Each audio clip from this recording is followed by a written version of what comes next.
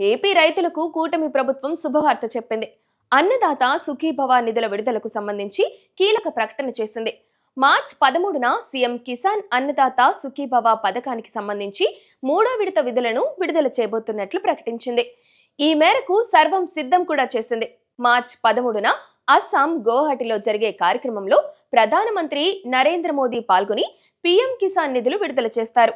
అదే రోజు ఏపీ ముఖ్యమంత్రి చంద్రబాబు నాయుడు కృష్ణా జిల్లా గన్నవరం నియోజకవర్గంలో జరిగే కార్యక్రమంలో పాల్గొని బటన్ నొక్కి అన్నదాత సుఖీభవ నిధులను రైతుల ఖాతాల్లోకి జమ చేయబోతున్నారు. ఆంధ్రప్రదేశ్లో అధికారంలోకి వచ్చిన కూటమి ప్రభుత్వం అన్నదాతలకు పెట్టుబడి సాయాన్ని అందించేందుకు అన్నదాత సుఖీభవ పథకాన్ని ప్రారంభించింది. కేంద్ర పథకమైన పీఎం కిసాన్ యోజనతో కలిపి దీన్ని అమలు చేస్తుంది. అన్నదాత సుఖీభవ పీఎం కిసాన్ యోజన పేరుతో ప్రతి సంవత్సరం ఆంధ్రప్రదేశ్ రాష్ట్రంలోని అర్హులైన రైతులకు 20,000 చొప్పున ఆర్థిక సాయం అందజేస్తుంది.